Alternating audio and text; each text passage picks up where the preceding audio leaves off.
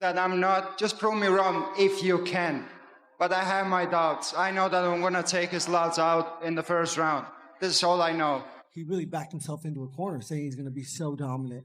And I said it. When we go to the second round, you're going to be like, what the When we go to the third round, you're going to be like, what the He's human, just like me. I'm going to show him when I touch his chin, he's going to go to sleep just like anybody would whenever. No, I'm going to try and knock him out. I'm going to come out and try and knock him out just like I did to Chandler. If the takedown presents itself and I can take him down, then I obviously will, because it's my easiest path to victory. You know, false confidence is terrible, terrible. It'll kill you every time.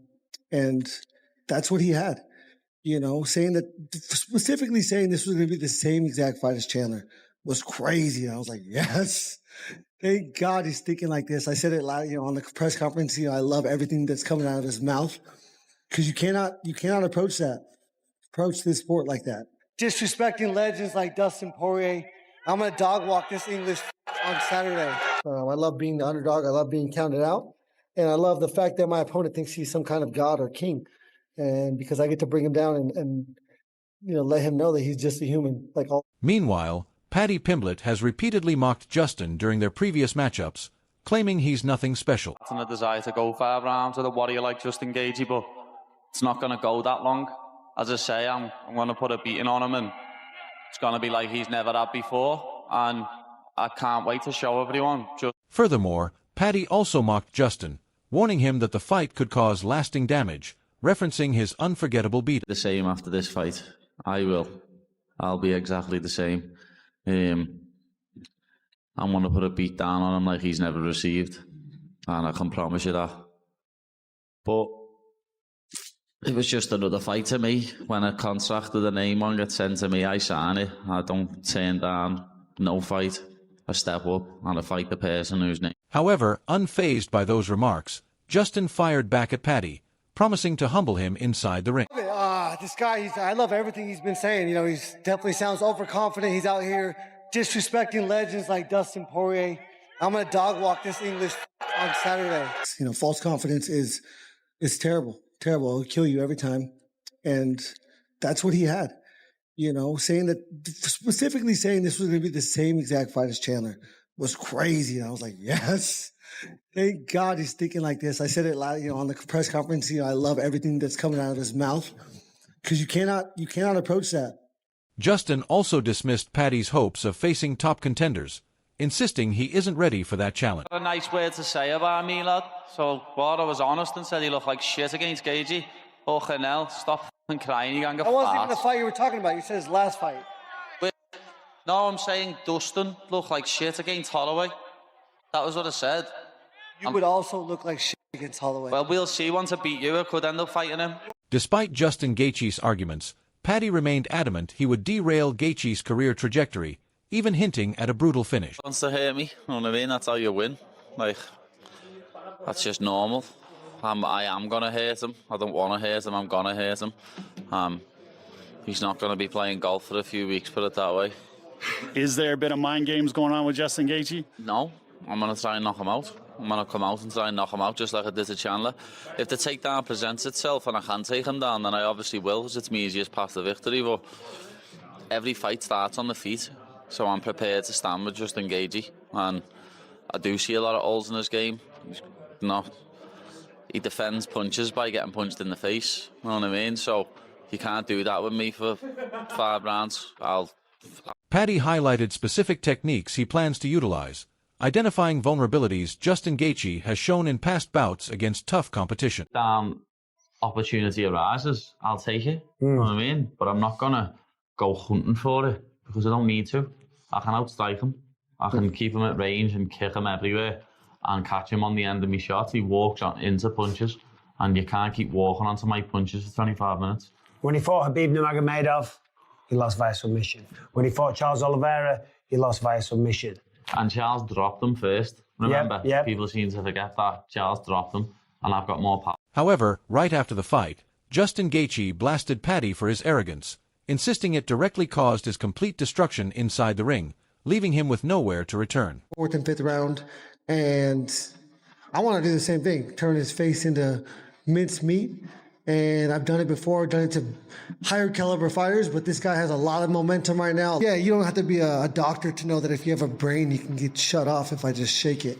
And so I'll show him, if I shake his head and make his brain touch his... Justin also emphasized the satisfaction he felt from dropping Paddy, especially following the tense... And it's saying, I'm not going to take the car. I said, yeah, I talked to my friend. I said, kid, we're not going to give it to him. He doesn't want and he doesn't deserve that.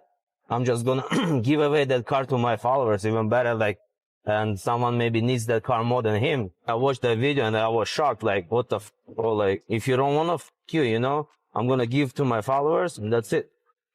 And, that's so cool. So someone can win Justin Gaethje's truck. Yeah. You're going to give him. And it's going to be everywhere. For example, the truck can go India, China, Australia, everywhere. I'm going to ship it to it. To whoever. Yeah. Moving on, Arman Tsarukyan has also grown tense with Justin, openly criticizing him and intensifying. For my name to him, he might retire. He should retire because 99.9% I'll beat him. So it's better to retire after big fight, made a lot of money. Just leave that title for the young guys who wants to be. Arman is convinced that his intimidation alone would be enough to drive Justin into retirement if a fight between them ever gets announced. Because obviously people know that it's appreciated and I like it, but I'm not ever going to, I'm not taking this truck from fucking Arman. There's absolutely no way I would take a truck. Take the truck, dude. It's, first of all, it's cool. Yeah. And he might also be your next opponent. Yeah. I mean, that's possible. That's possible. That's the guy. He's the guy. Meanwhile, addressing the hostility directed his way by Arman Tsarukyan, Justin Gaethje clarified that he will not be friendly with someone who could become his future opponent. Are you fighting? For right now, I'm planning on it. Yeah, because you were talking about going out with that fight. There's not something natural in me that feels like it's over. So that's all I can say. Also, after a performance. Furthermore, Justin Gaethje addressed any retirement rumors, specifically those put forth by figures such as Arman Tsarukyan. Gaethje made it clear that he currently has absolutely no... That's why he lost some fights early in his career, because he took unnecessary chances and he fought recklessly. Then, as he adjusted later in his career, he fought more intelligently. He took a lot of risks still, but he was more intelligent about it. He was more intelligent about the way he approached fights. And then he started winning and beating guys. And that, where he might have thrown himself into wars before, the Michael Johnson fight was just chaos, just a war. Just the first fight in the UFC, just throws himself into chaos. I remember that fight. On the other hand, another individual who underestimated and criticized Justin Gaethje is none other than Ilia Topuria. Topuria had once predicted an easy victory for Paddy Pimblett against Gaethje. To my family, to my coaches, what an opportunity! Coming off the Max Holloway knockout. People still remember that. It's so relevant to people because people's minds are just so crazy. It's so crazy how people's minds work, actually. But yeah, I've been the underdog out of my 15 fights. I've been the underdog 12 times, 13 times. Every single time I am the underdog, and I've won 10 of those fights, 9 or 10 of those fights, and so obviously people don't know what the fuck is going on. He said so many things after what he said. First of all, he said that he wasn't meaning about the divorce. Then he said that he was joking. Whoever, I don't care. Honestly, you can take anything personal from my idiot. He's an idiot. My father is my dad. That's all. We've seen. Did you saw that video? Yes, I did. My father is my dad.